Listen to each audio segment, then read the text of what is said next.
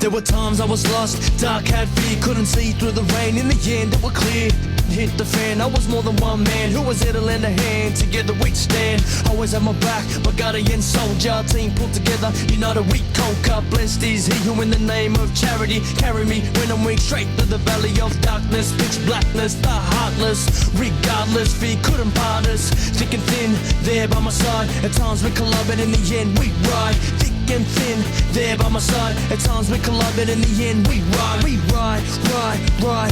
I am my brother's keeper. Keep on holding strong. United we stand, divided we fall.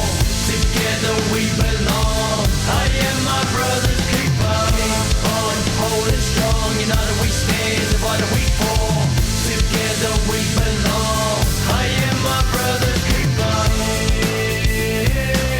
I am my brother's keeper.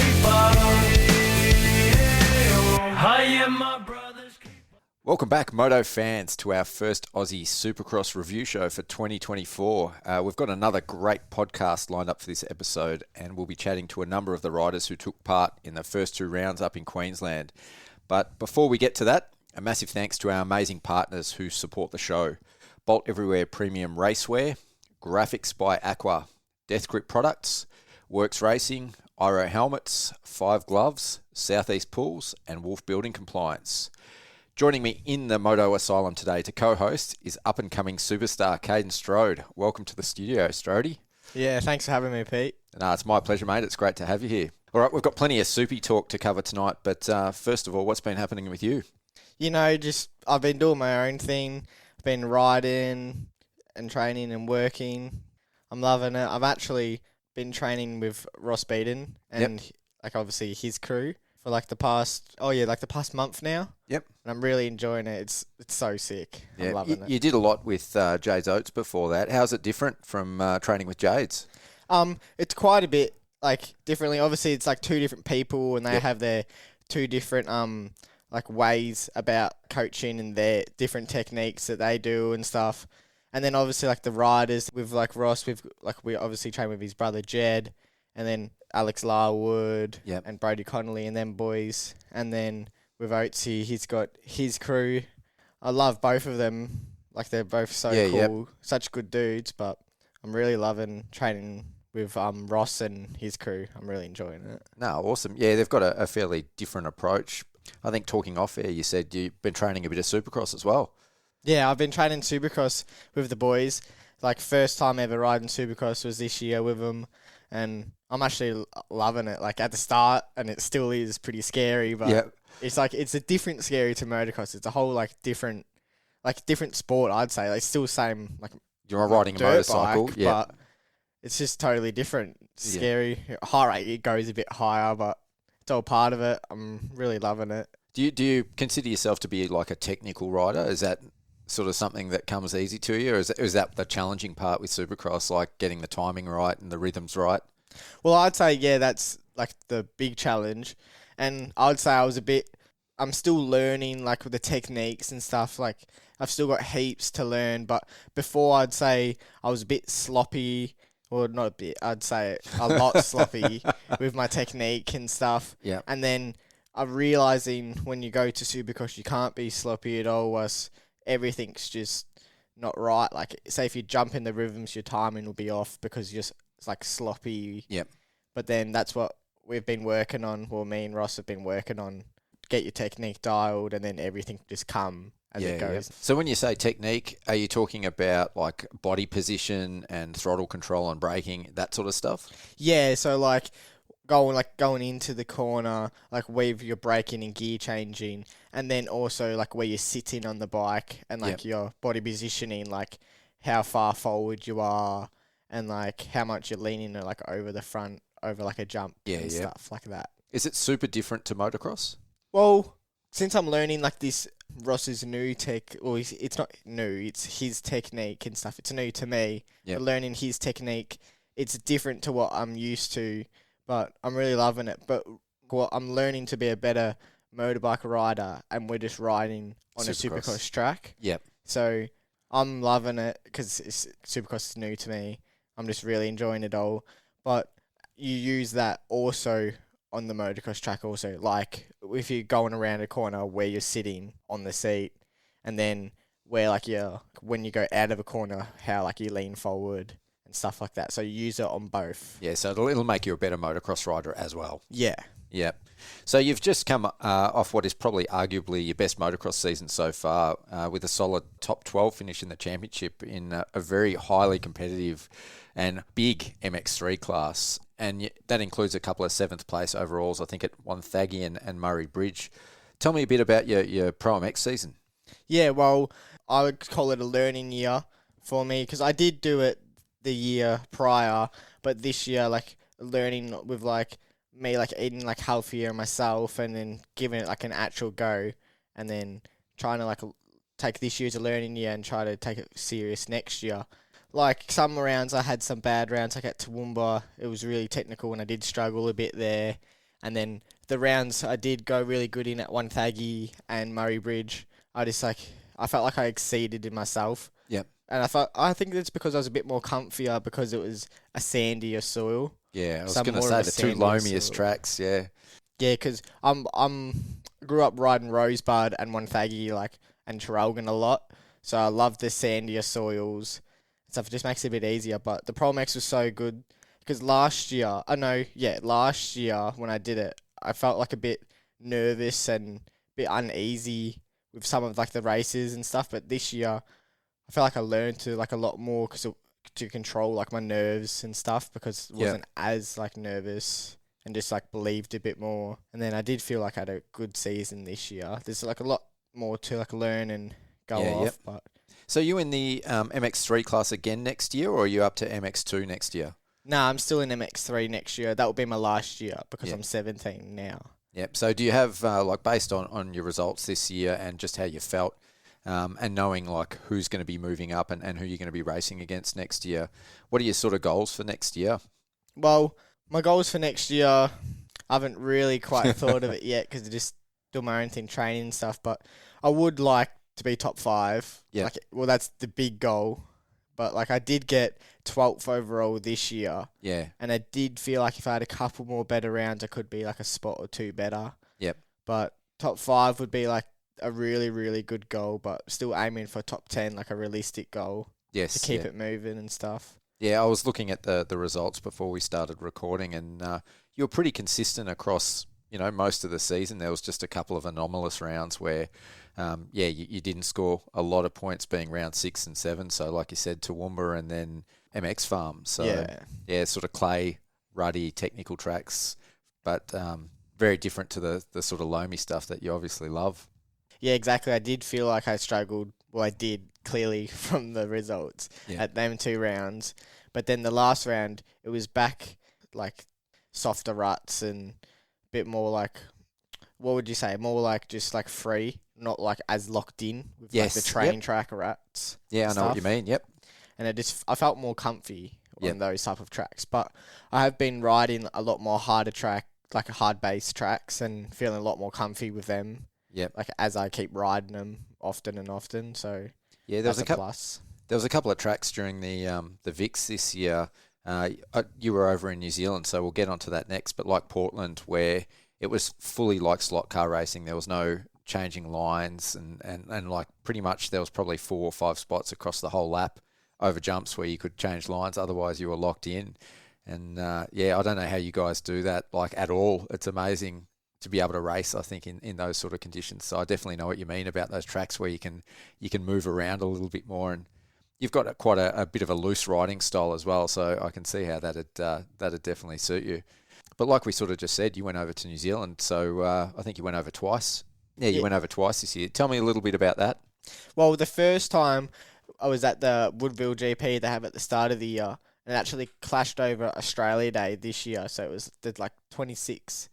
It was the whole weekend, and it was pretty good because I went over, it was just me and my mate Lockie Mills, so he took me over and he helped me in full, like, organised it all for me, and we went over together, and I really loved it because it was my first time racing overseas and out of Australia, and it was such like a different environment. Even though it was New Zealand, it's still kind of the same but different.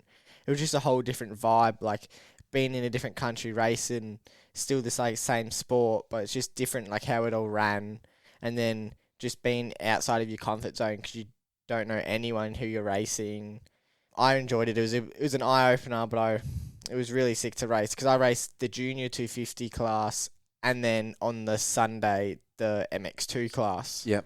And the boys in the MX2 class were pretty good. Yeah, I did get like a bit of an ass whooping. Yeah. But it's what you do to like learn and stuff. You're racing against men in that class, really, aren't you? Yeah. Well, I was racing against Cody Cooper. Yep. And one time I had a good start, and I don't think he had like the greatest, and he was behind me, and the commentator that was on the live stream saying, "Oh, there's 16 years apart between these two riders." He's old enough to be your dad, yeah. Yeah, he is, because he's 40. Yeah. But it was pretty sick. And then the second time I went was in April for the junior nationals they have over there. Yep. So I was still in the 250 class there, and it was so sick. The track, it was at that Flips MX track. It was so sick. It was a mixture between Rosebud and Wonthaggi, like with the soil, because it was that sandier base, and I loved it. I got second overall for the New Zealand Championships. Yeah. And I just loved every bit. Lockie Mills also helped me out there. He couldn't make it because he was in America, but he organised it all for me, like the bike, and then we actually used his car, or like accommodation. He was telling us like, oh, you should go to this place, and he basically organised everything for me, and me and Dad just like rocked up and then just did it all. And we stayed with the McLaren family, and it was just so sick. But he organised the bike, but the dude who told him, he said, "Oh, the bike's good as," but we got the bike and it was pretty like banged up. Like it was it was a dude, he didn't really have respect for it, and it was like he used it as like a farm bike. Oh wow. And obviously it was still a CRF 250 that I have here. Yeah. But like we pushed on like the seat, and the linkage and the shock didn't even move. Oh wow. So me and Dad were kind of stressing out, and we had to like fully like redo it all. But So luckily we had our part. So did you just take your suspension over and bang it in that bike? Was that how it worked, or? Yeah, well, me and Dad, I had 2 gear bags, and in like one I had like my set of forks and shocks, and then I had like my pipe and like triple clamps and handlebars, and I had like my bits and pieces that I use and stuff. Yep. And then in the other gear bag had like gear and stuff, and then we just had to change it all at a workshop over there. And so the finished product, was it very different to your race bike over here, or was it fairly similar? Oh, it was weird. It was still kind of fairly similar, but it still felt totally different. I don't know like why it felt different. Maybe just because it was a different atmosphere. Yep. But it was still pretty close, like in power and all that stuff. So it didn't really matter, and I still enjoyed it. So the only thing was because I wasn't used to like the track and stuff, like hard to set up like where I'd have to slide my forks to and stuff. Yeah. Setting. But other than that, it was pretty same. Yep. So, silly question, but how come you aren't racing the Supercross this year? I'm not racing because I haven't done it like before, and we didn't want to rush into it. Yep. Because we wanted to like just take our time and do it, like learn it before I just rush into it. And we thought this year we'll just train it before we actually like start racing it. Yeah. So is the goal to train it this year, and then obviously train it next year, and then race MX or SX3 next year? Yeah, that is the plan that we had. So I'm really looking forward to racing it next year, because I'm getting a bit of FOMO, fear of missing out from watching the weekend. I can only imagine like there's no chance on the planet that I could ride Supercross ever, but I reckon if I could, I would love to. Like, it's just such an unreal sport. Yeah, it looks so good. Like watching the SX3 class on the weekend at Redcliffe, I was like, oh no, I really wish I was there. Yeah, and especially because there's guys that you race against in the Pro MX and like all around the state as well, racing as well. So you kind of know where you might expect to end up once you kind of find your flow, don't you? Yeah, it's always a bit like that. Like you have your general people you battle with and you're around, and then the people you know, like who you beat, or people you know who like just smashes you. But it was just such a sick like thing watching it, and I was just, to be honest, I was a bit jealous I wasn't racing.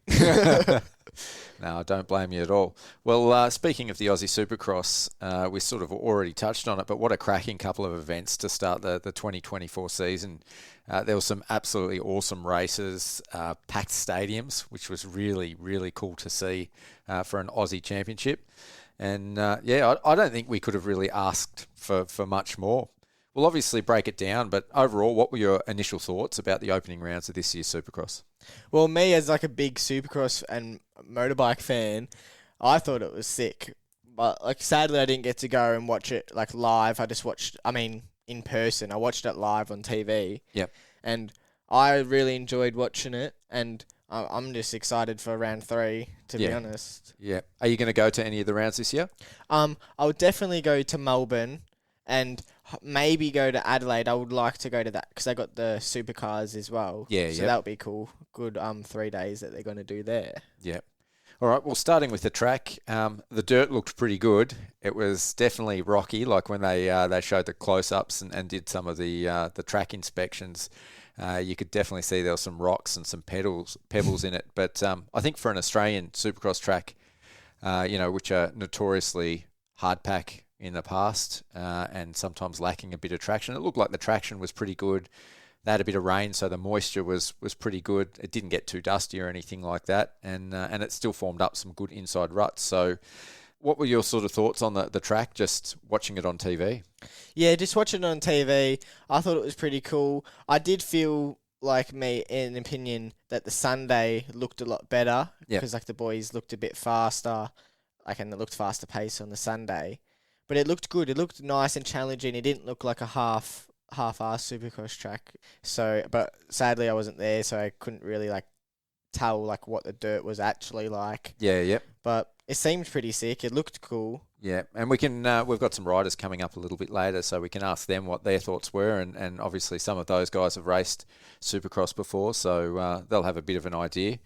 As you already said, that the layout was pretty technical, and we were getting 50-second plus lap times, which for an Aussie Supercross or any Supercross, even in the US, is sensational. That's a full-size Supercross track, which is unreal. We saw different combos in the rhythms, which was really good. Kudos to the track builders for being able to accommodate that. Lots of 180-degree turns, and I think all of that, contributed to some of the most closely contested Supercross racing we've seen in Australia. So what were your initial thoughts of the actual races and how close the competition was? Well, with the SX1 class, I really loved watching the battle between Luke Clout and then Dean Wilson and Savachi. It was just sick. Watching that. Yeah. Oh my God, it was that good. Watching how the three were all in the battle, and then Clout just did that triple and he won that race. I was just, because me and my parents were watching it together, we were yelling at the TV, cheering for Cloudy. It was just the sickest thing. Yeah, I was the same, screaming at the TV, yeah. And even watching the SX2 class, it was sick. It was pretty funny to see the three Honda boys take each other out. It was pretty funny, even though it was a bit sad for Connolly getting taken out, but it's racing, it is what it is. And even the 85 class, it was sick. Too bad Cooper Ford got stitched up a little bit, but it was pretty cool to see battles between all the classes. Yeah, most definitely. We'll break down each of the classes a little bit more, but I reckon that that SX1 race at round 2, the first moto, it might just be one of the best Supercross races I've ever seen. That was just sensational. When Cloudy made that mistake and the two boys got past him, and then he got them both back, and then they were just on his tail, and then they were battling with each other, and it was just on the edge of your seat stuff. And I think that sort of stuff doesn't happen by mistake. That's a real testament to the planning that's gone into it, the track design, the track builders being able to pull it off. And I think a lot of tracks that we sort of see, even in the US, they don't always make for good racing. So I don't know who came up with this design and whether it was, obviously they're always planning to try and make good racing out of the tracks, but I think they absolutely nailed it. As you sort of said, there were some changes between day 1 and day 2, so round 1 and round 2. And I agree that round 2 was definitely a little bit better. The track looked a little bit more flowy. They were uncorking some of those like quads.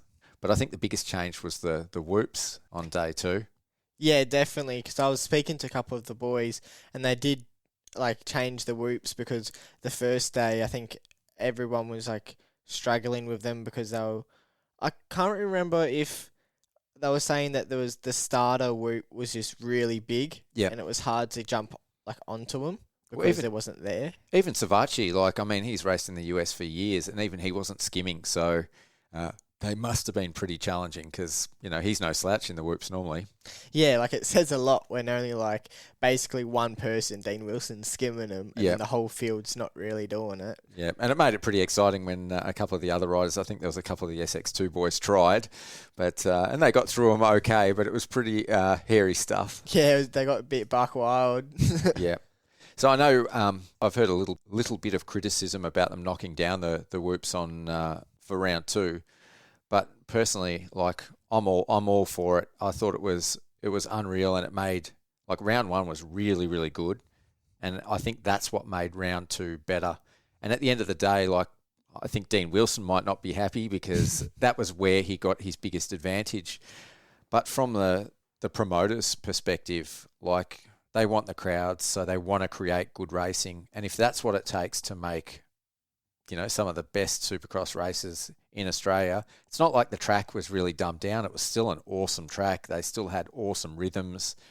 And I think that one change made all the difference. And we ended up with some absolutely unbelievable racing at round 2 just because of those few little changes that they made. Yeah, I totally agree because it makes everyone like a bit closer. Yep. And it is, well, I'd say Supercross is a show and everyone in the stadium is just getting around it. And when the competition's closer, everyone's just enjoying it more. Maybe not for Dean Wilson, they got third, not first, but it's so much better to watch, I reckon. But I do like me personally, just from riding Supercross, I do like the whoops. They are my favourite thing. I think that's because they're a bit scary, but I do like them, so I reckon bigger the better. But Are you skimming whoops yet? Yeah, skimming them. Like at the first couple of times, like you start off going like, I wouldn't say fast, but going through them, and then you kind of come to a stop at the end. And then I've had to get my feet blow off a couple of times, and then that gets the heart rate a bit high. But I actually really love them. They're like my favourite bit on a Supercross track is the whoops. Yeah. So one of the things at Redcliffe with the whoops, I definitely noticed like the first whoop was very, very close to the corner. Like where you're training, is it like that sort of setup? Because I can only imagine that must make it so hard to get that momentum and that commitment to nail them when you're skimming. Yeah, well, from motocross, everything is so much closer to the corners. That was like a big challenge and change for me because everything was so fast in and out of the corner. But where I've been training, it is kind of, I'd say it's about maybe 5 meters out of the corner. I'm not very good with measurement. Could be about 6 or 7 meters out of the corner is the first whoop. But I hit him in third on my 250, so you have to shift the third in the rhythm before. Yes, yep. So you can set up straight out of the corner and then just straight into skimming them. Well, the biggest thing I found, you had to commit 100% straight away, or else they're not you can't half-ass it. Side. Yeah. And what do you do? Just lean back, grip the bike with your legs, and hope for the best. Yeah. Yeah, basically. Phil Nicoletti it. Yep. Unreal. So some of the other talking points, I think, obviously it's really good to see some international talent here this year for the Australian Supercross, and of course we've got the Americans in Joey Savachi, Dean Wilson, Shane McElrath, and Cole Thompson. What are your sort of thoughts on those guys, and I guess where they're at in comparison to the best guys in Australia? Well, I really love to see that we got more riders coming to Australia and racing our series. I reckon it's there's pros and cons for both of it. I really like how they come and give our Australian boys a challenge. Yep. And I really love in the SX2 class how the Aussie boys did beat him in the on round 1. Yeah. I was just cheering at the TV about that because obviously, of course, they're racing at the top level, and then our Australian boys beat them. That's what I really liked. But I also really liked how the two SX1 guys came over and challenged our boys as well, because it gives the Australian guys and Brody, the New Zealander, that bit extra push also, because the bar's set a bit higher. And it just brings the sport up, I feel, in Australia a bit more, because that's what we need. Oh, for sure. And to be honest, I was surprised at where they were at in comparison to our Aussie riders, and just how competitive the Aussie guys were. Like, I think in years past, the Americans, and, you know, even Max Anstey, who races in America, they've been quite dominant.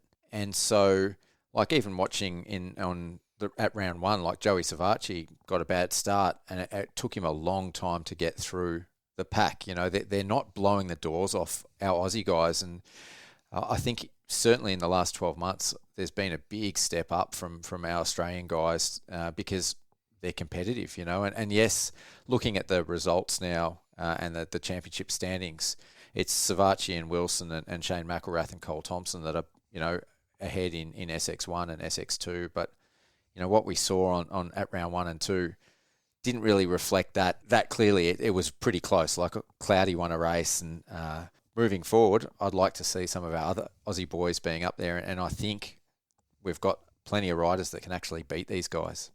Yeah, I totally agree. Like, there's so much talent in Australia, and even the boys in the SX2 that race in America, McElrath and Thompson, they actually go pretty good. And then our boys go out there and on par with them, if not better. Yeah. And I'd really love to see a couple of them, well, hopefully a lot of them, go over and challenge the big boys in America, and then just in other countries in general, because our motorbikes in Australia, we got so much good riders, and we got so much potential, and I'd love to see the boys succeed and go over there and stuff. And Cloudy putting it up with them boys, that's pretty good. Yeah. And I'd love to see him maybe get a couple round wins for this championship, because I'm a big fan of Cloudy. Yeah, definitely. Yep. And I've been a bigger fan, especially since he went to Empire. Like, I love the Cowies, and yeah, he's just awesome to watch. And he's, like you sort of said, when he jumped that triple when he was battling with Savacci, that was all or nothing, you know. And any rider that has the guts to lay it all on the line like that, like, they're exciting to watch. You can't help but cheer for them. Yeah, exactly. My hat goes off to him. Yeah, such an incredible rider to watch. Yeah, so hopefully he has a good season, because he's one Aussie rider, I think, that is capable of really mixing it up with those American guys. Before we move on and talk about some of the Aussies in each class and some of the other riders in each class, how about Honda? Are they like Australia's new star Yamaha? Like, there's just every second bike on the track was one of your Reeves Hondas. Oh yeah, you could say that, because it does look like it, doesn't it? Yeah, I think, I don't know, they've got about 25 riders across all the classes, so... Yeah, well, the mechanics got the work cut out for them, because there's a fair few of them, isn't there? Yep, definitely. But, I think what your Reeves done is really good, and bringing out those riders, like you said, to race against some of our Aussie guys, it's only going to be better for the sport in Australia. So, yeah, well done to him. And obviously, he's done it because he wants to win a championship. So, he hedges his bets. He's got some really good Aussies on the team, as well as some internationals. Yep, exactly. All right, let's have a little bit of a chat about the results. So, we'll start with SX1. So, Luke Clout, sort of spoken about him a lot, but he was definitely a standout, I think. And I think he's going to be a contender for the championship if he keeps riding, and certainly if he improves in the rounds to come. But we also had some other Aussies that were up in the mix. Jed Beaton, like, he was pretty solid. He hasn't ridden Supercross for a long time, so he sort of didn't get a lot of coverage on the TV, but certainly a pretty solid ride. What do you think of Jed? Yeah, I'm actually really impressed. Hasn't raced Supercross for 9 years, and then started training it this year. And then on round 2, he got 4th overall for the day, or for that round. But I'm unsure what he got on the first round. I think maybe 6. 'Cause I think he might have had a couple problems, like maybe had a crash or something. But yeah, hats goes off to him. He's pretty good, and he's only just going to improve and improve. Yeah, for sure. He's sitting 4th overall in the championship. So what is he? 15 points behind. Yeah, well, it's just 2 rounds of the sun. He's still in it. Oh, for sure. Another one I wanted to mention, again, another rider that's got a massive history in racing Supercross and is sort of just coming back. Hayden Melross, like the privateer ride, man, he was unbelievable. Yeah, he was pretty good. He got the privateer highest place privateer award. I saw that. Yeah. And that was pretty good because I did see he's just got like a kid or something, maybe like a year ago or something. So that's pretty good. He's a new dad, and I'm pretty sure he's just working. And I think he does like excavation. He's got his own excavation business. So he's just doing it for fun, coming out of retirement again. So that's pretty sitting sick. sixth overall, and he was definitely competitive, So it's a privateer effort. His business is his own backer, so that's really cool to see. Another one I thought did really well on Gas this year was Dylan Wills. So he showed some real flashes of brilliance. He's always been a good Supercross rider, but I think as well on his day he's going to be able to mix it up with those top boys. What do you think of Dylan? Yeah, well, on the TV, he didn't get much TV footage, but I've seen him like ride in the past at the World Supercross and then the Australian Supercross, and I'd really love to see him throw it up with the top boys, like the top three boys. Yeah. So a couple of the guys that I think were I expected more from. I won't say like they had disappointing results, but I certainly expected a little bit more from were Aaron Tanti and Matt Moss. So Matt Moss has come into the series as one of the favourites. And Aaron Tanti, like he's done really, really well previously in America. I know he had an injury at his last sort of trip over there, so that put a big spanner in the works. But I think he's a very capable Supercross rider and certainly capable of mixing it up on his day with these front guys as well. What did you think of those guys? And do you know why they sort of weren't up the front, the pointy end?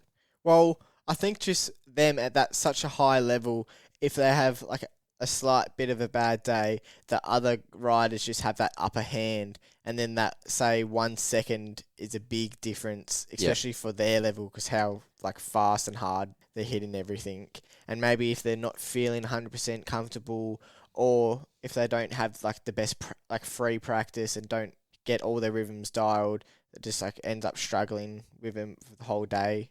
And then the other boys, the competition so much like higher as well. Like Jed that hasn't like raced, he's another one that's been like thrown into it and that's placed really good. Like fourth's still really good, and then that just made them go back. And I did know Tanti did have a couple crashes. I did see a couple videos of the crashes.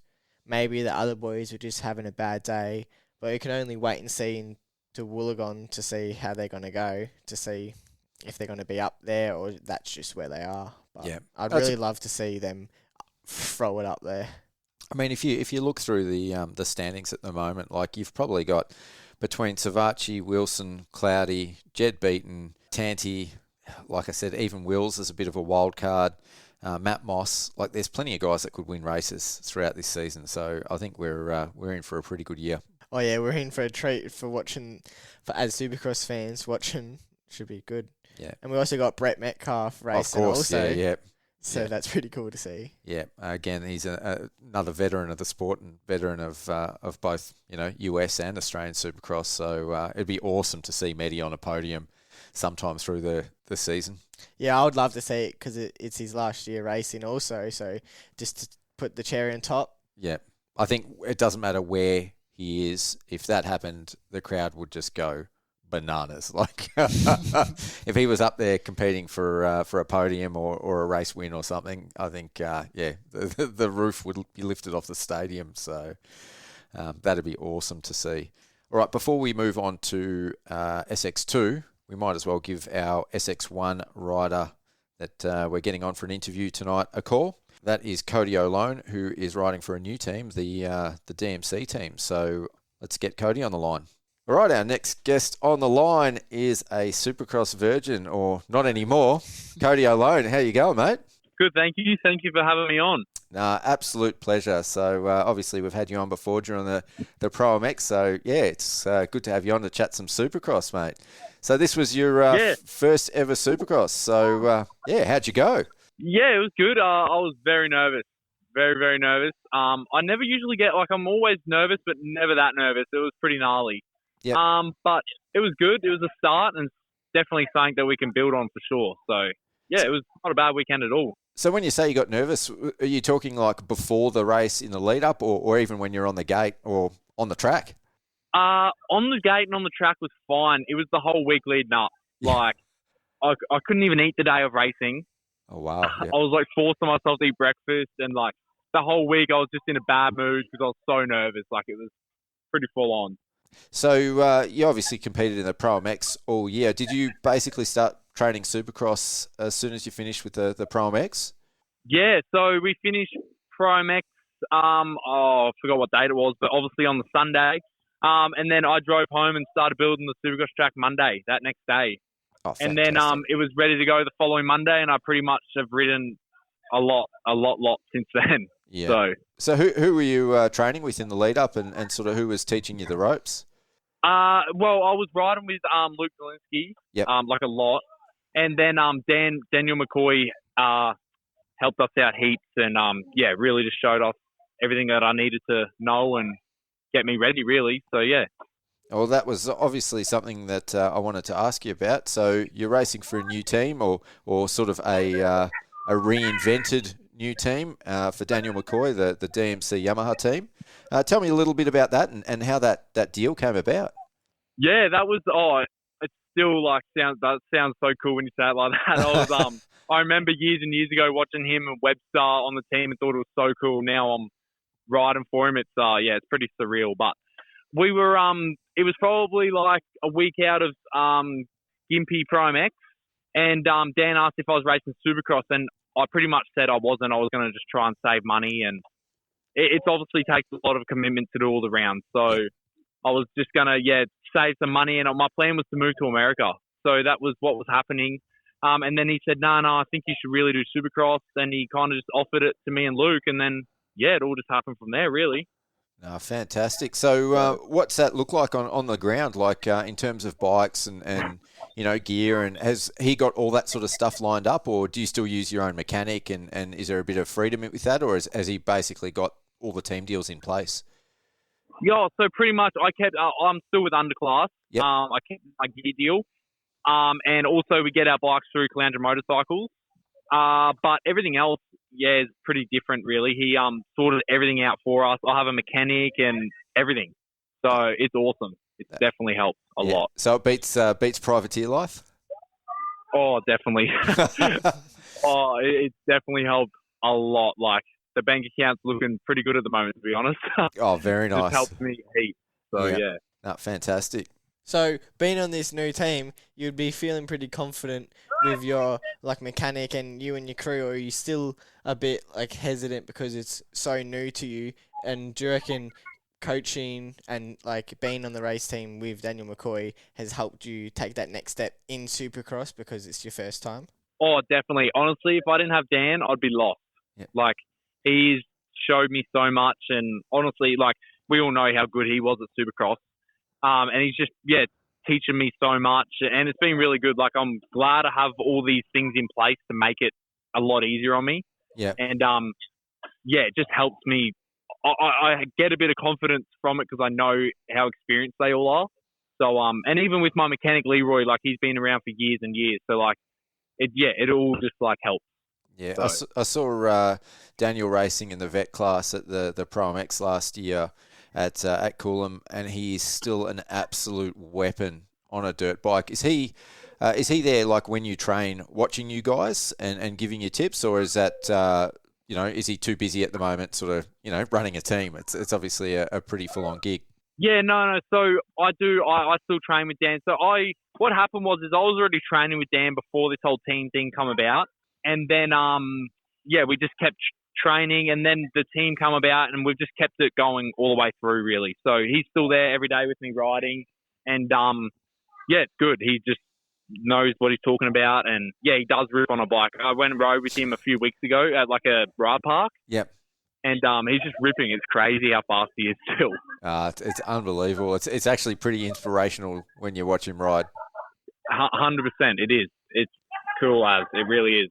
And he doesn't he honestly there's no excuses for him. He's out there watering the track. He just has his little quad and rolls around the quad and just does everything. Yeah. It's pretty cool. It really is.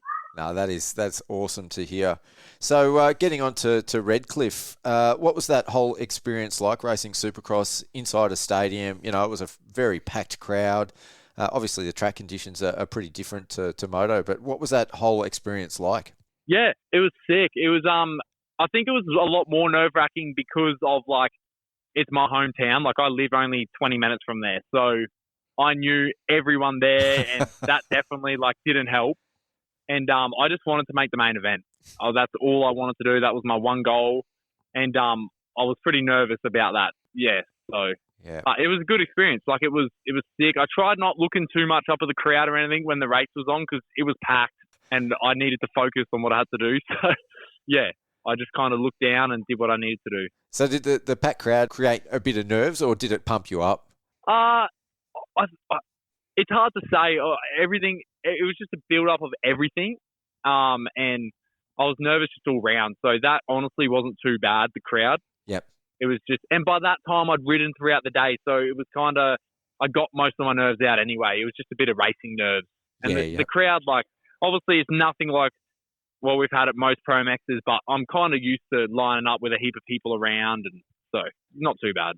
Yeah, even with your nerves, you still rode like incredibly well. Like your results were still pretty good, especially for your first ever Supercross race. So you got to be happy with that. In the MX1 class. In the MX1 class, so it was pretty sick to watch. Yeah, thank you. Yeah, honestly, I am pretty happy with it. Like, I obviously definitely want a lot more, but it's something we can build off. And yeah, I did do a lot of laps because I really wanted to go good and make a good first round, if that made sense. Yep. So. Yeah, we chatted a little bit, I think, early in the week, and like I said to you, you looked solid. You know, when we saw you on the telecast and you were on the screen and you could even see you in the background, you looked solid. Like, you never looked sketchy. You never looked like you were pushing too hard. And I think, you know, for Supercross, that's actually really key because the tracks are pretty unforgiving. Yeah, 100%. And I'll honestly give that all to Dan. Like, he made sure we were ready. I was ready. And we did all the necessary steps to get to that point. Like, we never did a shortcut. We were, like, when I say I trained a lot, like, it's probably the most I've trained in the last 7 weeks. Like, I really knuckled down because I'd never done it and I needed to be good enough. So I really made sure that I was going to be okay when I lined up. We had a bit of a laugh when you were in the studio about, you know, you getting a bit hot under the collar when you were racing and getting into the heat of battle. But obviously during Supercross, you kind of have to keep your cool a little bit. How did you go with that? Is that something you've been working on in the meantime, or did you just have to keep the lid on it during the race? Oh, I actually, yeah, I don't know what it was. I didn't get angry. That's not usual. It was one of those days or weekends. I didn't really get hot-headed at all. I didn't yell at anyone. I have a very bad habit of just yelling out to people sometimes. that didn't happen. And, it was good. I think what helped a lot was we did a lot of laps with Luke chasing me. And obviously Luke's a fair bit quicker than me at Supercross. So we did a lot of laps, him chasing me and riding right up behind me a lot. Yep. And I think that definitely helped a lot. Like, it really did. No, awesome. Have you got a particular round now? Like, they've all got different formats. Well, I guess before I ask that question, what was the 2-round format like to race? It's it's quite unique. I think this whole season this year is quite unique in that every round has a different format. But what was that format like to race? Yeah, it was tough. Like, Sunday, I was pretty tired. I woke up Sunday and we didn't finish late till Saturday night. So by the time Sunday come around, I was pretty tired, and it was hard to back up, I won't lie. Yep. It definitely wasn't easy. So I think I'm going to like just the one round, to be honest. Yeah, next one at Wollongong, I think, is a Triple Crown. Is that sort of, you're going to be focusing on your starts between now and then? Because I think, obviously, in a Triple Crown, 3 starts, a lot can go wrong. Is that going to be part of your main focus? Oh, yeah. Yeah. We definitely didn't get as many starts in as we liked. We didn't have any mesh for a while. So we've chased the mesh down. We got that sorted now, and it's definitely something that we'll be getting worked on a lot in the next 2 weeks. Yeah. For sure. When you're working on like your starts and your like training, who are you actually training with? Is it just you and your teammate Luke, or do you got other riders also coaching with you? Yeah, like people jump in a lot. Like we have a heap of dudes jump in. Like it's always me and Luke. Our mate Kai jumps in. Like today we rode with Joel Evans and Jace Cosford. Yep. And to people just, jump in every now and then. Like I did a few days with Reese Bud like a few weeks ago. It's just, it always just like changes, but it's always me and Luke for sure. Definitely always me and Luke. When you're training with those other guys, are you sort of doing motos, and do you get an idea of what your pace is like compared to some of these guys that have been racing Supercross and have a lot more experience? Yeah, we do motos a lot, and we do when they ride with us. Like when I rode with Reese, I was still like a little bit fresh. Yep. So I wasn't really gauging myself. I was just doing my thing, trying to just get used to it all. But now I'm getting a bit more used to it. We do gauge a little bit anyway, so yeah. And are you far off the pace? We're a little bit. We've got a bit of work to do. Yeah. Yep. But you can do it? You can do it? You're confident? Oh, I'm always trying to be confident, yes. Yeah. Yep. I can't expect too much. I think this is my 7th week of riding Supercross. Yeah, so for sure. Yeah, it'll all come for sure. Unreal. And talking about confidence, and we sort of touched on it earlier in the podcast. What were those whoops like? And how different were they between the Saturday and the Sunday? It was like night and day. Like Saturday night, like I was not skimming them. Yeah. No way. That's something that I have been struggling with a lot, is whoops. But we're getting better. We're working a lot on whoops. And I struggled. I was never going to skim those. They were way too big for me. Oh, sorry. When I say that, it wasn't the bigness. It was more of the steepness. Yep. Like we got whoops up here that are just as big, but they're just nowhere near as steep as that. Yes. Yep. So that was definitely the struggle. But then Sunday come around and like they weren't really bad at all. Like they were definitely nowhere near the size of the night before.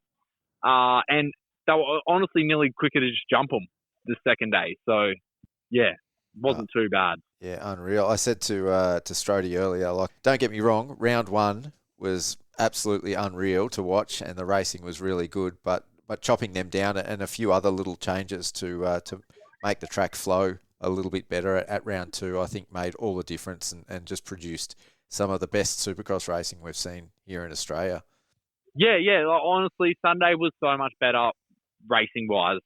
I know it was a bit harder to, like, catch people or make a bit of time because of the whoops, but honestly, Saturday night, we were all just doubling them anyway. Yep. Like, I was definitely, like, you could make up a bit of ground in the whoops on the Sunday compared to the Saturday, because the Saturday, everyone was just doubling. So, definitely helped. Other than the whoops, what was your opinion on like the rest of the track, like the rhythms and like how like technical did you find it, or did you think it was actually pretty good? What do you reckon like they should have like changed or improved? The track was sick. Like the layout was awesome. Some of the transitions were pretty like gnarly, but I think we were just a bit lucky with what we've been riding. And I've never had a race at a Supercross, so I never knew what it would be like. But the main thing was just the dirt, the rocks in the dirt. That was a bit tough. Like for feel on the front end, it was pretty gnarly. Yeah, is that because like was it like really like slippery and skatey? Because a bits on the TV it looked a bit like slippery, or did it make it just like not much traction, or like how actually like did it make it feel? Oh, it was like I wouldn't say slick. It wasn't like slick. It was just very like I'm trying to think of like a way to say it, like pretty good dirt, but with just heaps of little rocks on top. Yeah, that's kind of the best way to explain it. And to try and have feel on the front end of that is very tough. Yeah. So almost like marbly. Yes, yep, 100%. It was like road base, like real, like very gravelly type. But it looked like the traction was still all right. I know it's your first Supercross. I know from some of the previous rounds that we've had here in Australia over the last couple of years, like traction's definitely been a rare commodity at a couple of the tracks because they get pretty baked out. Did you find the traction was all right? Yeah, it was slippery, like in spots. Yep. But it wasn't a saying that was like, oh my God, it's so slippery, like they have no traction. Like I never thought of that. It wasn't really that bad. Yeah. So, which was good, definitely. You just had to be on your toes. Yeah, 100%. I did have a couple little mishaps just because it was a little bit it wasn't the slipperiness. It was just the little rock Yes, yeah. on the front end. That was the tough part. Yeah. So you mentioned earlier that you had originally planned to move over to the States. Is that still on the cards? No, it's not now. We're hoping this deal can carry through next year. Yep. And I do want to give myself another shot at national. So yeah, it's definitely going to happen, but it'll happen just a bit down the track now. Yep. So is yeah, this? I need a race again here next year for sure. Yep. So is the DMC gig going to continue to Pro MX next year? We're hoping. Yep. I guess we just got to make sure we ride good in Supercross, and then we're hoping it carries through for sure. Fantastic, mate. Well, both yourself and Luke Zielinski were looking really good, and I think you're two of our more promising privateers. So great to see you out there, mate. Yeah, thank you very much for that. My pleasure, and yeah, thanks for coming on for a chat. And I really look forward to catching up with you at the next round. Yep, for sure. I'll see you guys there. Sounds good. Thanks, Cody. Awesome. Thank you very much. Now, moving on to the SX2 class. This class was just absolutely unreal. They just had awesome racing across both rounds. There's now 8 points separating first to ninth in SX2, which is just, that's unheard of. It was just such a mix-up. But all these guys, again, like we just sort of said earlier about SX1, there's so many riders in this class, I think, that are capable of winning, capable of podium. What did you think just overall of the SX2 races? Overall, it was pretty sick to watch because there was a lot of carnage going on. Yep. With the boys having some little offs and stuff, and I just love how close it is. Even though after 2 rounds, I thought there'd be a little bit of a gap, but since with the handful of riders that are all so close, anyone could win this. Yep. We just have to wait and see what goes on, but I'm really excited to watch these rounds and see how it all pans out. Yeah, I think this has got to be one of the most exciting classes to watch. So, again, like we said earlier, Shane McElrath and Cole Thompson are on top of the standings, but Brodie Connolly is only a few points behind. We saw what he did in motocross this year. I think his skills transition. He's such a good technical rider. He can pretty much do everything on a dirt bike. I think he's definitely got the potential to be a Supercross champion and mix it up with these top guys. What do you think of Brodie? Yeah, well, I'm a huge fan of Brodie. He's such a nice dude. And also, he just raced the Nations, so he hasn't had much Supercross training, raced the Nations, come back and straight into racing, and look how good he did. Yep. Even though he got into a bit of a pile up and stuff, and he's still going very good without much training, so I can't wait to see him having a couple of weeks under his belt and then hit round 3. So I reckon he's going to throw a spanner in the works and go pretty good there. Yeah, well, the guys involved in that pile-up, which has been on just about every social media platform, played over and over. It's the subject of memes. They're 1, 2, 3 in the championship, so it didn't sort of ruin their first 2 rounds too much. Noah Ferguson, so he won the overall at round 1. Awesome to see him up there, and I don't sort of know what happened at round 2, but he wasn't quite on the same pace. Have you heard anything about Noah and why that might be? No, I haven't spoken to Noah after the Supercross because we're mates and stuff, and it was so cool to see him how he had that round win for round 1. I was just pumping. I was cheering at the TV, watching it.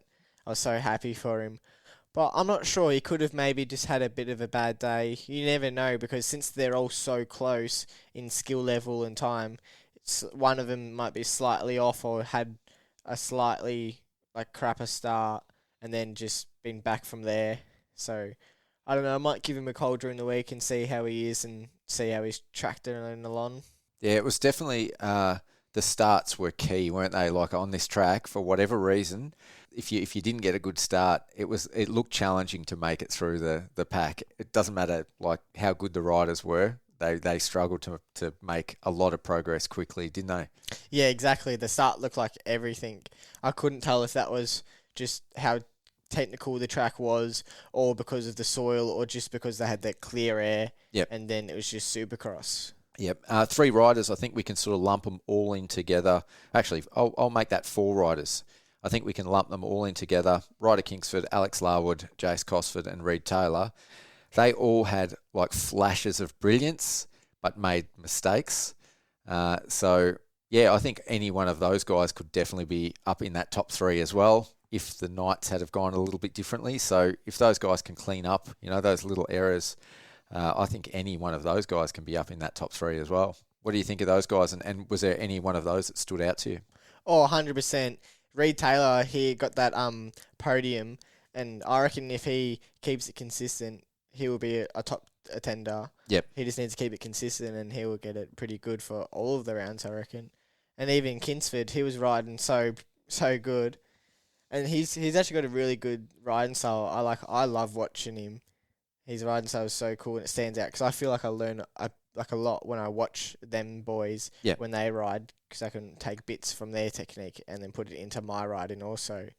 But since they're so close, anyone can be that attender. Yeah, and I actually like Alex Larwood. He sits 6th in the standings at the moment after the first 2 rounds.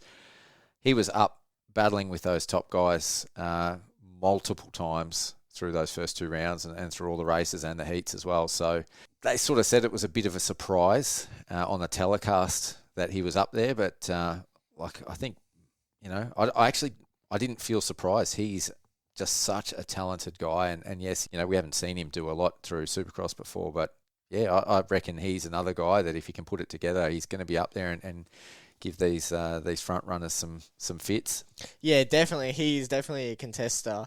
I wasn't surprised because I was watched him at training and I knew how good he really was. He just had a little bit of bad luck with the crashes, but he still got a podium over the weekend. Yep. So that was still really good to see. And I was cheering for him on the TV because he had a bit of TV time and it was pretty sick to watch. Yep. But yeah, he's definitely going to be a contester. All right, we'll get our next guest on the line. He won both his heat races at round 1 and round 2. He spent some time over in the US. He is, of course, Kayden Minear, and we haven't spoken about him yet, but again, I think he's definitely another rider that can be up there and battling for wins. All right, Kayden Minear, welcome to the podcast, mate. How have you been? Yeah, really good. Thanks for having us on here. Back to the grind, training every day? Yeah, we've been flat out training, getting ready for Wollongong, so I'm looking forward to that. Yeah, fantastic. Well, just before we start talking about rounds 1 and 2 of the Aussie Supercross, I just wanted to start off by having a quick chat about some of your stuff over in the US. I think you've just returned from training over there, training with Daniel Blair and the Orange Brigade. What was that like over there? It was really cool. It was a really, really cool experience. I mean, there's some unreal tracks over there and some really good riders, so it was definitely cool to go race, train. We got a lot of good Supercross practice in over there, so it definitely helped me at the first round. Yep. So you raced I think you got a second at the Moto Combine, and as well as you raced the last round of the Super Motocross Championship. What was the race scene like over there compared to over here in Australia? Yeah, it was totally different, really. Obviously, over here, I race in the MX2 class, which is full-grown men, and then it was actually a bit strange to go back to the amateur racing in America. So It was totally different racing. But I mean, the young kids, I forget how sprinty they are at the start of the races, so that definitely caught me off guard. But yeah, definitely, I think it's actually tougher competition over in Australia because they definitely know what they're doing and they've been doing it for a while, so they definitely got a bit of experience under their belt. Yeah, so you think there's a few more veterans over here that you're racing against? Yeah, definitely. It's a lot more mature riding over here than it is over in America. So I might have to edit this bit out, but there's a few rumours that you might be going back next year to race for a different colour bike team in 2025. Can you confirm or deny, or is that something that we can't talk about? All I can really say is I definitely will be over in America for next year. So that's really cool that I've got the opportunity to do that. Oh, fantastic. So does that mean you're going to miss the Pro MX over here next year? Yeah, so I won't be back in Australia for a little bit. I'm kind of committed fully into America, and it's a very expensive trip back and forward. So I'll be over there, based out of Florida. So I'm really looking forward to that. Oh, that's unreal, mate. It'll be awesome to see another Aussie over there competing. Yeah, I was just wondering, with the tracks, like between the two Supercross tracks, are they? Is the Australian tracks similar to the Supercross tracks over there, or are they much harder, or what's like the big difference between them? I mean, a Supercross track's a Supercross track. They're all kind of similar in some ways, but I mean, in America, they're a lot more big and steeper, so the speed of riding that you actually ride around the track is a bit slower because you got more airtime. But in Australia, they're quite short and real fast, so it's different. But I mean, there's not either one that's harder or easier to ride. I mean, they've just both got their easy aspects and both got their difficult aspects. So I think they're two very different but the same at the same time. And I think the biggest thing in America is everything's up to spec, so they're all the same. So you go hit a triple, say in Florida, and you go hit a triple in California, they're going to be the same size. Yep. Which that actually caught me out a little bit coming back to Australia, that all tracks are different. So that's definitely a difficult aspect of Australia's Supercross. Yeah, for sure. It's not something, some of those things you sort of mentioned there, it's not something I really thought of too much before. You mentioned it on the telecast. This was your first Supercross race, but obviously you had a bit of a false start last year. What was it like coming back to Supercross? You've obviously been training over in the US, but was there any nerves sort of hitting the Supercross tracks again for the first time? Yeah, definitely. I don't think it really set in until kind of I was sitting on the start line at Redcliffe and kind of took it all in, and it was a little bit daunting at first, but I mean, when the gate drops, you're into the heat of the moment, so you don't really think about it. So after that, I was all right. Yeah, well, especially starting off with a heat win in your first race, that was a pretty unreal effort. Yeah, definitely. The heat race was a great way to start the night, that's for sure. Yep. So what was that whole experience like then? Racing the first round of Supercross up at Redcliffe. Yeah, it was actually really, really cool. I had a lot of fun. The whole layout, the format of the night, I think it's really cool because I'm a bit of a night trainer when it comes to gym and my running and stuff like that. So I think racing at night kind of actually gives me a bit of adrenaline rush, and it definitely helps me out a fair bit. Oh, that might be a bit challenging when we hit Adelaide because I think some of those races are a little bit earlier in the day. So, Yeah. We'll see how that goes. Yeah. So we sort of touched on it already. You won actually both the heat races that you were in, and you definitely had flashes through the main events. What do you think you need to do differently at the next round to be up the front with those other guys? Yeah, I mean, on these Australian tracks, it all comes down to the start, really. I think there's not much separation in the track. Obviously, on Saturday night, the whoops was probably the biggest one, but not many of them were hitting it. So I think starts is definitely one of the key things, and then just getting out of the carnage in the first couple laps is definitely what I'm going to be focusing on. I mean, if we get out, there's a lot of carnage in our races, as everybody knows. So if we can get out of that and put some clean laps in, I think we're going to get a good result. What has your training program been like the week after? Like, are you practicing the start so you can put it up with them boys, or like how is your training program like going during the week after the Supercross race? Yeah, definitely. After the races, we obviously analyse and see what we weren't good at and what we were good at, and we cater the program around what we're struggling with, and we focus on that and we work on that, so that's not our weakness at the next round. So a lot of starts and a lot of 4 or 5 lap sprints was on the roster this week, so that's what we're focusing on. Yeah, I mean, you sort of you mentioned it already, the importance of the starts, but that's even going to be even more paramount at the next round, being a triple crown. Do you think that sort of format is going to suit you and suit your style? Yeah, definitely. I think I'm quite explosive straight out the gate, so definitely it is. I don't mind a long moto. I know my fitness is good enough to stay with the top boys the whole time, so I don't really mind. But the triple crown is going to be cool. It's going to be something different, so it's going to keep the racing interesting, that's for sure. Yeah, definitely. So, being your first sort of full Supercross season over here in Australia, did you start out with a goal, or do you have a goal of what you want to achieve, or is it just like a learning year before you obviously move over and have a crack at the US next year? Yeah, the goal was to just come in and kind of get through the first rounds. Obviously, the first rounds are always the ones with a lot of carnage, so to come out of there safe, that was kind of the goal ticked. But I mean, now that I've seen that my pace is good enough to run with the top boys, definitely fueling me and giving me some, what would you call it?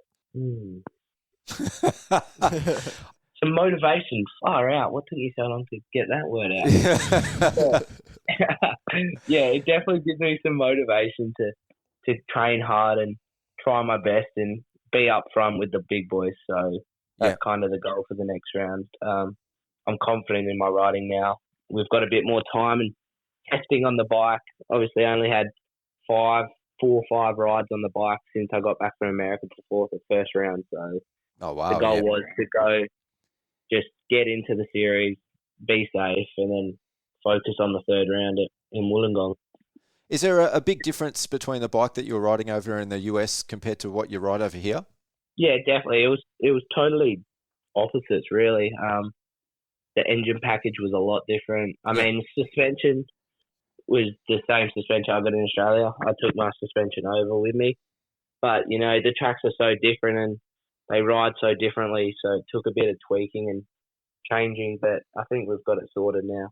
Yeah, unreal. So once this season finishes, the Supercross over here, I mean, what's your sort of plan when you're heading back over to the US? Are you going to have a bit of time off, or do you head over straight away and basically start training for the 2025 Supercross? I'm flying straight out. We fly out the Tuesday after Melbourne Supercross, so we got told that we have to get on a plane as soon as we can and go over there and start training. So I'll be over there for Christmas, and then obviously the whole of next year. So I'm definitely excited for something so new, and it's going to be a cool experience.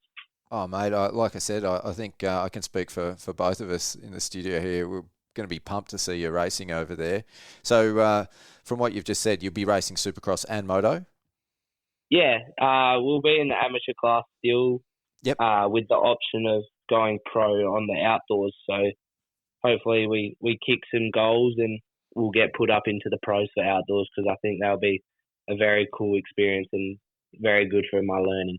Yeah. What's the process to race at the pro class over there? Do you have to earn points through the year?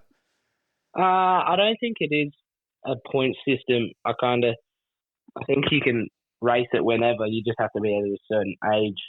But obviously the whole team deal and stuff like that, you kind of have to tick some boxes, and they kind of set you some goals, and if you accomplish them, they'll put you up into the pros. So hopefully we can get them done and go race pro next outdoor season.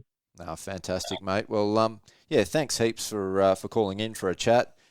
Can't wait to see you out at Wollongong, and yeah, best of luck with the rest of your adventures. Yeah, thank you so much. Thanks for having me on. Okay, moving on to the SX3 class. Seth Birchall, I mean, he's good, but did you see that coming? Nah, not really. I didn't see him go 1-1 Yeah. for the round 1 and 2, so that was pretty impressive. Yeah, this is like a super deep, super competitive and very loose and fast sort of class. And yeah, for him to bust out the 1-1, I think that was not predicted by many, and like it's going to make it hard for some of these guys for the rest of the championship. He's 12 points in front now, so that's a decent lead. If he can keep that sort of pace and performance up, he might be the guy to beat. Yeah, exactly. Like, his consistency was pretty good, considering we've only had 2 rounds and he's won both of them. It's pretty impressive, and I don't think much people saw it coming, because I wouldn't say a bit secretive, but I think it was not really posted much on social media. Yeah. And he comes out and I'd say just dominates. Yeah, and he didn't make many mistakes, which I think is the thing that's going to potentially give some of these other guys, cause for concern. Yeah, exactly. Like, he always looked pretty smooth, and he looked like consistent, and like he knew what he was doing, and didn't look rushed. So that was the main thing I noticed. And good starts too. Yeah, so that always helps. Yeah, for sure. I mean, Jake Cannon proved during the Pro MX, he's not one you can ever count out. And obviously he's confident. He's got a lot of support. He's got a lot of backing with that Honda team. So I think he's got to be definitely one of the favourites as well. Do you reckon Jake is going to turn things around at Wollongong and potentially be, up there? Oh, definitely. I'd say he would definitely be challenging that top step and being up there. He might have had a little bit of an off weekend because everyone has them. We're only human. And I reckon he'll be come out firing for Wollongong because he would be hungry, I reckon. Yeah. In third place, after the first two rounds, Kai Woods, he was pretty up and down through the Pro MX, but good strong start for him in the SX3 class as well. Yeah, he did pretty good on the second day, got second overall. Yep. But still pretty good start to the season, getting a podium, so that's all right. Yeah, I mean, Seth, he's got, like I said, a 12-point lead, but after that, Jake Cannon's on 38, and then if we go down to 8th place, Travis Lindsay, he's on 29, so there's only, 9 points between second and 8th. So that's still pretty close again. Yep. Yeah, it's another very close class. So after that, we've got Kobe Hantis and Cade Kingsford. We knew they were going to be pretty strong. They've both raced Supercross before.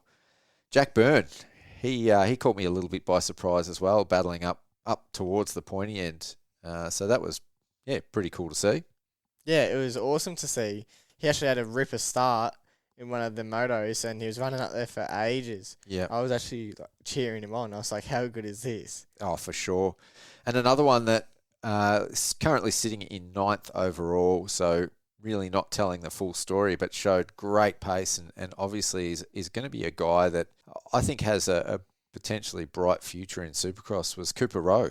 Yeah, exactly. He also had a really, really good start. And I was watching him when he was riding and he was up there in the top 3. He actually had really good racecraft. Like when him and Cannon were battling, He wasn't giving up without a fight. Like not letting him pass, making it hard for Cannon to pass. And his racecraft was actually pretty good, especially for a dude younger than me. He's 16, so that was his last year in junior. Now it's his first year in senior next year. So he's pretty talented. Still running the yellow number, yep. Yeah, so he's pretty talented, so that's cool to see. Oh, totally. So, like I said, I didn't realise he was quite that young, but when you mentioned that, I'm like, he was running the yellow number. So, again, another guy to keep an eye out through the rest of this season. I mean, you could say it about most of these SX3 guys, but, definitely for Cooper, it's just about cleaning up a couple of those little mistakes and tidying things up, and like they're all really, really good and really, really close. All right, and the last class, the CR22 85 Cup. Again, this had some pretty dynamite racing. I forget who it was, but when the guy went off the back of the start-finish tabletop, the berm there into the oncoming bikes, that was just... Oh, that was mayhem. Yeah. That's like the worst case scenario, in terms of if that was you, losing it at that spot, going into a bunch of bikes coming the other way. But these guys are always fun to watch. And again, like all the other classes, we had some really close racing, and it's actually the two guys on top, Seth Thomas and Jack Nunn, actually tied in points after 2 rounds. So, that was really cool to see. They both shared a win, with Jack Nunn winning round 1 and Seth winning round 2. But how's Jack Nunn? Like, we'll talk about that last corner pass, but riding with a broken foot.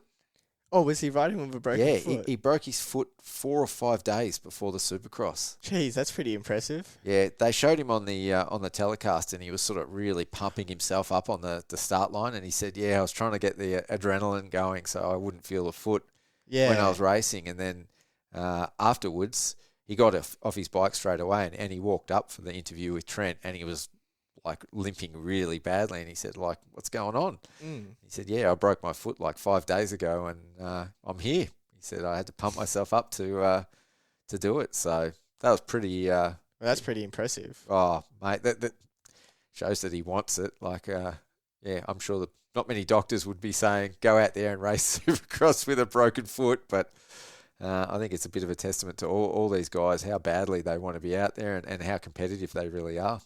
Yeah, well, that's good to see. it's good to see that he's got good like grit and determination because he wants to be out there and he wants to give it his all. Seth Thomas, awesome ride by him as well, especially on the second round. He just sort of got out the front and ran away with it, really. Yeah, he always looked smooth. When he had that good start and he was just at the head of the group and he just looked smooth, ticking all his boxes, and then that's how he just kind of looked like he won with ease in that race. Yeah, so it's going to be interesting to see how this class sort of pans out, whether these guys sort of find their feet and run away with it, or whether it stays and keeps getting mixed up with every round. So, because there's definitely a few riders in this bunch that I think are more than capable of winning. Like obviously Cooper Ford, currently sitting 6th in the standings, but he led races and until that last corner pass by Jack Nunn, he was going to win that one as well. So he'll be pretty bummed about that. But I think he should walk away with his head held high because he's a killer on a Supercross track as well. Yeah, I totally agree. His head should be held high. He's a talented rider. He was winning that whole race. Just a little bit of a race incident. Nothing to worry about. Should be coming out firing for the next round, I reckon. Yeah, I think he's going to have a bit of fire in his belly for that next one. He's got that when you talk to him. He's such a polite, nice kid, but you can tell he's got something driving him as well. Like he's got that inner spirit that he wants to get out there and win. Yeah, exactly. I'm actually keen to watch this 85 race at Wollongong because we got Seth Thomas, Jack Nunn, and we got Cooper Ford just all going at it. I can't wait to see that 3-way battle. It'll be mint. And don't count out our next guest, who we'll be catching up with shortly, Ritchie Lawler as well. So he mixed it up last year with all these guys. I think he got second at Marvel. Marvel Arena last year for the last round, and I think 4th in the championship. So he had some really, really bad luck at Redcliffe. There was a couple of incidents, were completely out of his control. I think at round 1, I think Deegan Fort crashed into the back of him, and they both fell down. So while he was in a really good position, or they're both in a good position, but I think that knocked Ritchie back a few places, and I think he tipped over again after that. So that's a bit unfortunate. But anyway, let's get him on the line and we'll have a chat and see what it was like from his perspective. All right, our next guest on the line is Ritchie Lawler. How you going, Ritchie? Good, thanks, and yourself? Yeah, I'm really good, mate. So you're racing the 85cc Cup again this year. I think you were 4th overall in the 2023 championship. What's happened in the year since, or between then and now? Just been training, did Aussie over in WA. That was brutal. Real rough. Yeah. Been training Supercross at ours, got our truck done. Just been clocking laps. Been riding our Mossies a bit. Yep. And just been doing heaps of laps. Just making sure I get everything right. Just make sure I work on my berms, like what Dave Harvey said. Yep. Dave Harvey's a good coach. Yep. So has your focus really been for the 2024 Supercross? Yeah, that was my focus and goals. Want a podium this race series. Yep. Just try and get myself out there. Yeah. So obviously we've just had the first 2 rounds. Yeah. What was Redcliffe like for you? It was heaps good. I gelled with the track pretty fast. I got P2 in qualifying out of everyone, so that was pretty good. And I just noticed the track was real rocky, and I wouldn't say it was like sandy-ish, if you'd call it. But yeah, good track layout. The whoops were a different story, but... Yeah, we were going to ask you about that. I've got Kayden Strode in the studio with me here, co-hosting as well, by the way. So he'll probably come on in a second and ask you a couple of questions. Yeah, you mentioned that the track was pretty rocky. Was it did it have a lot of traction, or were the rocks and the dirt a bit of a problem? It had like a hard packed base under it. Yeah. And when the rocks mix with the roost dirt, it would make it real sandy, and it would kind of you have to be real cautious in the corners. Yeah, okay, yep. So did it rut up very well? No, it just kind of went hard packed, really. Just some parts rutted up, like the berm after the big triple. That was the only real corner that rutted. Yeah. So you raced the championship last year. The track layout at Redcliffe looked like a full blown Supercross track. It was 50 plus second lap times. How did it compare to the tracks that you raced last year? Yeah, the heat better than Adelaide. That was pretty bad. But yeah, it's heat. They've improved a lot. The tracks are like heaps more spread out and like wide open, like not tight. But when you mean like heaps better, do you mean like it's more like technical or more just like funner to ride, or what do you really mean by that? It's just like, I'd say it's just technical, and you have different options for the rhythms now. Yeah, just makes it for better racing. Yeah. Speaking of that, the tracks are sort of designed with the big bikes in mind, but obviously you guys are out there on the 85 smashing them as well. What do you think are the hardest parts about getting around on an 85 out there? I honestly reckon it's just down to the whoops, really. That's just probably the hardest part on the track for an 85. Yeah. Did you think that they were better for round 2? Because they obviously chopped them down a little bit, and the big bikes were obviously getting through them a bit easier. Did it make a big difference for you guys on the 85s? Yeah, it did. I got lap times here. I think I dropped from a 103 in qualifying on Saturday to 58 on Sunday in qualifying. Oh, wow. So it made a big difference. Yeah, were there any other like significant changes to the track? No, just after the start straight, well, the whole shot straight, if you'd call it, the far right-hand side, after you go double, tabletop to single, those transitions were real tight along that rhythm. Yes, yeah. And it really like offset you on the bike. Yeah, yep. So they changed that for the round 2. No, it's just the way the bike developed it. It went really V'd out and cupped out, and it would kind of throw you over the bars. Oh, yeah.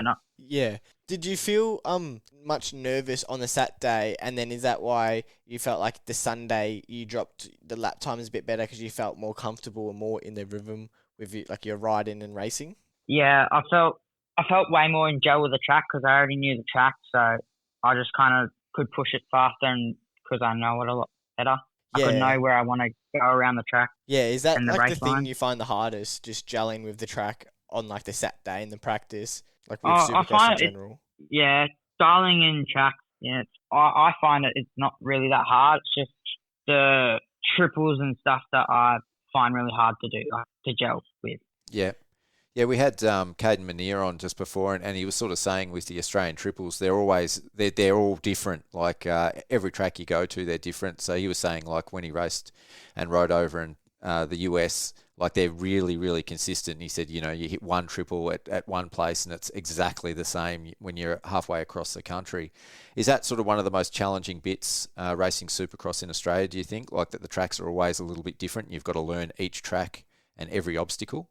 Yeah, I reckon that's a good thing in Supercross. Like, so it kind of freshens your mind up and makes it so you're like putting your brain to the test to like judge the jumps a lot and kind of get you on guard if you case stuff or. Yeah, yep.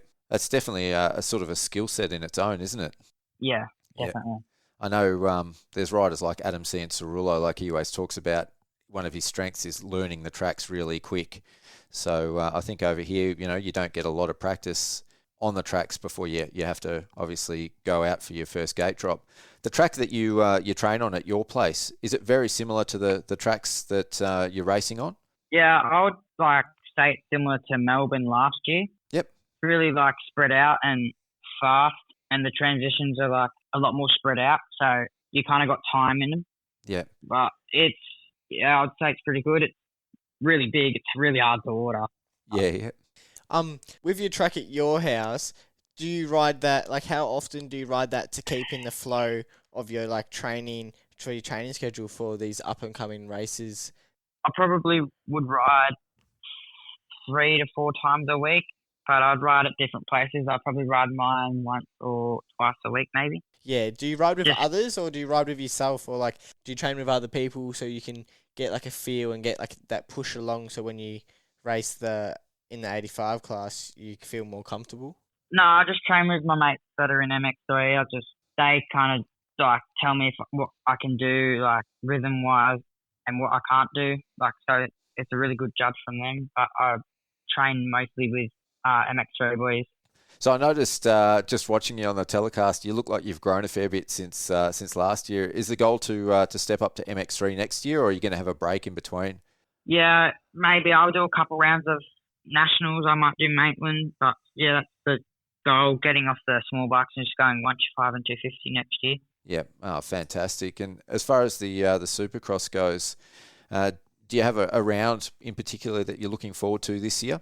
I think I'm really looking forward to Melbourne.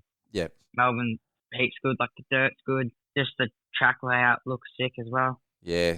Hopefully we get the same dirt that we had last year, because that was pretty sick last year. Yeah, that was heaps good. It rutted up nice too. Yeah. Yeah, are you looking forward to Melbourne because they've got more of the crowd and you can just feel the energy more, or how was the energy at Redcliffe like compared to other rounds last year?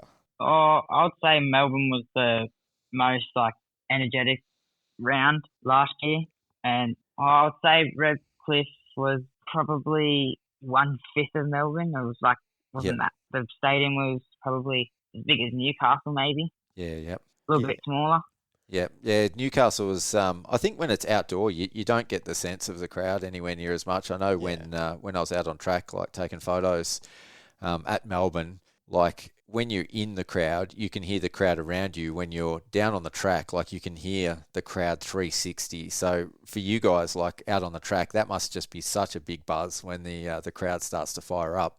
Yeah, you can definitely hear everybody yell when people crash. That's like scary part. That gets you nerve-wracking, but that's the only part that gets your adrenaline going. Does that give you a bit of motivation when the crowd does get going though, or does it make you a bit like uneasy, or how does that make you personally feel? Oh, it does like fire me up a lot, and just it does make me nerve-wracking at the same time. Just because it gets your heart going, and you know you have to like push from it and just keep going forward. Oh, fantastic, mate. Well, thanks heaps for coming on the podcast and having a chat with us. Really looking forward to catching up with you at the next round. Yeah, you too. Thanks for having me. Cheers, Richie. Before we wind up, I just wanted to ask your thoughts, Kayden, about the telecast. What did you think about the telecast, and especially compared to last year and previous years? Well, just being totally honest, not being like harsh, just a bit of feedback. It was good, other than they filmed like just the leaders. I don't know if that's because the races were like sprint races and they were like basically short compared to like American like races, like supercrosses. Because I personally like to watch like the mid-pack guys also. Yep. And like the guys say it like every now and again that are at the back, and that are battling in that mid-pack, or just like them guys also, because they deserve to be on TV also, and it also gives more of like a variety of riders to watch, and also how on the screen it didn't have like the positions and like the times that they have, like how they have at like the Pro The live timing. Yeah, the live timing, because that's also good to look at also, because then you can see battles that aren't on the TV. Yep. And also you get to see The gaps. where everyone's sitting and the gaps. And lap times, everything. Yeah, no, I totally agree. Certainly at round one, I would 100% agree that from a camera perspective, it was a bit of follow the leader. And I think it was one of the MX1 races where it was like you pretty much didn't see anyone else from start to finish. Like they followed the leader the whole time. But I thought they actually improved on that for round two. So hopefully that was just sort of them finding their feet, and you know, with the telecast and following the sport, and that we see that improvement continue, you know, towards Wollongong, where we actually do see some of the mid-pack guys, which, I mean, when I say it improved, it started to cover sort of the 1st to 5th. But hopefully then at Wollongong we start to see a little bit more of those mid-pack guys. Would be great. Yeah, I totally agree. I reckon they were just learning as they're also going, because the second day did get a lot better than the first round. I'd say that the actual quality of the telecast, for me anyway, I thought it was like really, really good. You know, we watched it on a big screen at home, and I found even with the motocross, sometimes it's a bit grainy and stuff like that, but the camera angles, the number of camera positions, like the quality of the footage was just unreal. Like, you know, the Supercross telecast last year was good, but I thought this year was actually like really world class. Like it was, apart from, like you said, some of the little nuances where they were following just the leaders, I thought it was pretty similar to like the AMA coverage that we get to watch in the US from a camera perspective. Yeah, exactly. I totally agree. The quality of the film was actually really good. Yeah. Like, the only downside, like, that's just us being a little bit picky about following the leader, but the actual quality and the angles are actually really good. So I can't complain with that. And hopefully they're using the same like crew and cameras to follow into these next rounds, because the quality was really good, and I could always tell every little, like, you could almost see like every little like line on the track. It was that good. It was a really, really professional production, and I'll have to ask Mick Sinclair next time I get a chance to chat with him. But I'm assuming it's the KO crew then, where it's telecast, that are actually organising the film crew and filming it, and that would probably explain why it's been so good.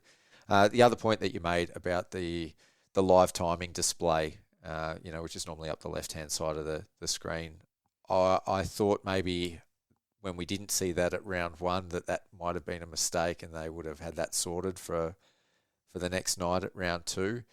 Yeah, I was pretty disappointed that that wasn't there.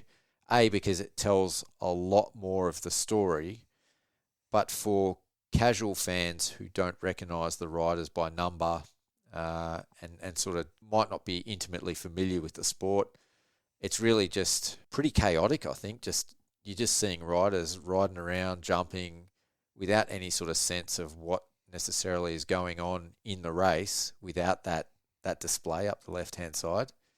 Yeah, I totally agree, because I was actually watching Supercross with my parents, and obviously my dad knows the riders by their numbers and what they look like, but my mum, she knows the riders but sometimes not by their numbers, and she kept saying, oh, so who's, for an example, who's number 29? Yeah. And we had to say, oh, that's Noah Ferguson. But obviously she knows who Noah is, just didn't know the number or like what bike and looked at. Yeah. That's why that screen's just so much better for just every like day, or just people that are familiar but not 100% into it, if that makes sense. Yeah, and from building a brand, you get to know the riders, and then you can follow them as a fan into the next round. So in terms of growing the sport in Australia and building new fans, I think it's pretty important. So hopefully that's something that we see once we hit the track in Wollongong and it's part of the telecast.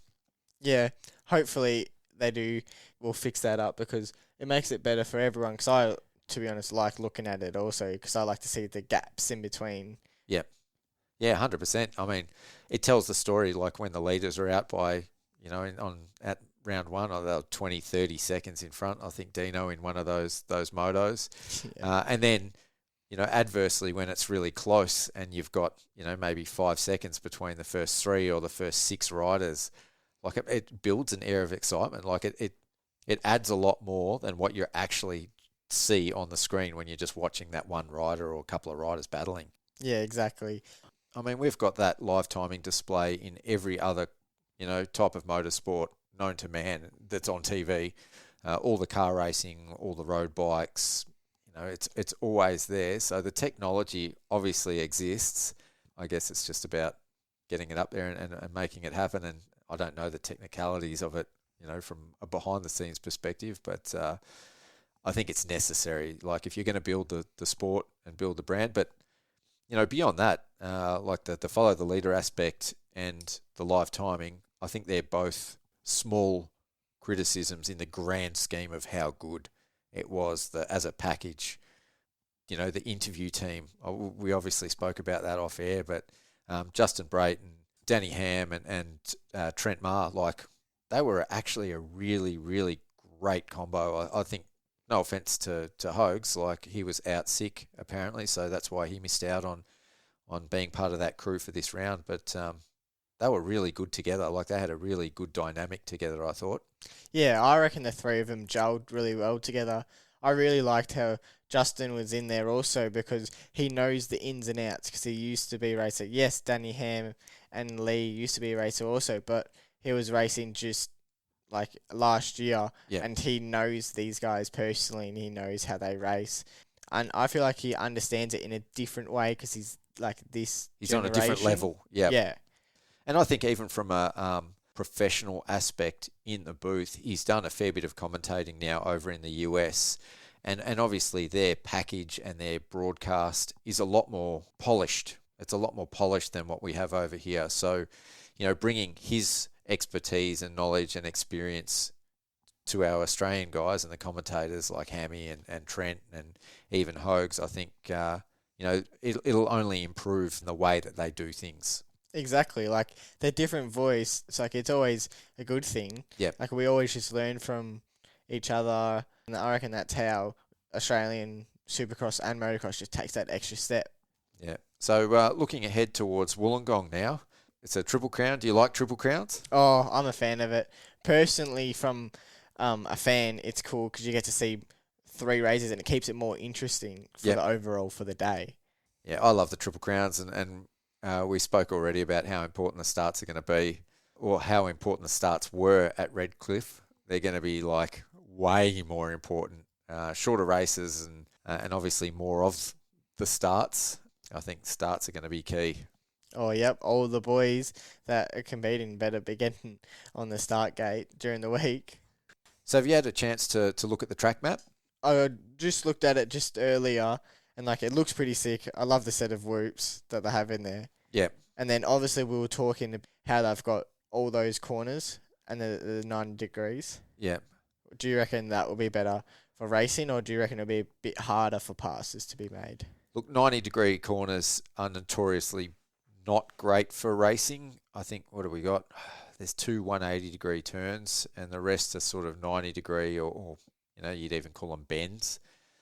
So I hope that the racing is good. The racing might still be close, but those, from experience, 90-degree turns can make it hard to pass.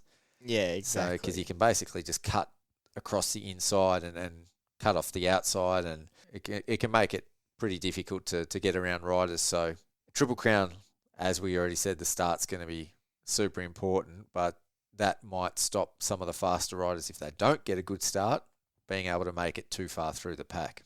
Yeah, exactly. Or it could mean also that there might be a bit more bang bars in this one, because you're going to have to force the passes if they're 90 degrees. Not That's a good point. 180. Yeah. I mean, if people are going to go for it, and I mean, Triple Crowns are pretty exciting, and you haven't got a lot of time anyway, so I guess the adrenaline's usually pretty high. But looking at the track map, I wonder if it's going to be actually like exactly that. Because, who was I speaking? I can't remember who I was speaking to, but I was speaking to someone, and they were saying when they get to they design the track map, but then when the track builders get to the stadium, they don't actually have that much room that's on the track map, so they got to change it a little bit. Yeah, possibly. It might be a slightly different layout to what they've planned. That's a good point. The other interesting thing with this one is I think they crossed the start straight 4 times. So that's going to be interesting as well in terms of how the start straight holds up from the beginning of the event towards the end. I reckon they would probably have to do a little bit of maintenance because one of the crossings is actually, it's only looks like it's probably 2 or 3 metres past the gate. So that could be interesting as well. Yeah, that's going to be interesting. I'd say they might have to prep it basically after every race. Yeah, possibly. It's another outdoor stadium, so fingers crossed that we have good weather in the lead up and during the event, but I'm pretty excited. I'm pretty excited also. Hopefully there's another big sellout crowd, and hopefully the cameras and the filming is also very good. Yeah, I think so. I think we saw last year with each round the telecast and basically the whole ways that the events were run improved with each round. I think AME, the promoter, are learning still. Last year was their first time hosting the whole championship, and so this is their second season where they're doing the same thing. So I think they're still learning and improving. And I mean, based on rounds 1 and 2, I'm going to say, I said it about last season, but I'm going to say already that we're shaping up for this to be the best Aussie Supercross season possibly ever. So, yeah, man, I'm pretty excited. And, I've mentioned previously why I didn't make it to Redcliffe. And at this stage, I'm still gearing up to be at Wollongong. So I can't wait. I can't wait as well. It's going to just be a good event. I'm just excited to watch more racing. And I'd say all the boys at racing got their little bits of nerves out and they're all coming out firing for this next round, so it should be mint. All right. Well, I think that just about wraps up this episode. Yeah, I hope you guys enjoyed this one. Massive thanks to our sponsors for this episode. Bolt Everywhere Premium Racewear, Graphics by Aqua, Death Grip Products, Works Racing, Iro Helmets, 5 Gloves, Southeast Pools, and Wolf Building Compliance. Thanks to our rider guests that we had an opportunity to chat to tonight, Kayden Minear, Cody O'Loan, and Ritchie Lawler, and of course Kayden Strode for coming in to co-host. Look forward to seeing you guys all at the next round. I've been your host, Pete Wolf. Until next time, see ya.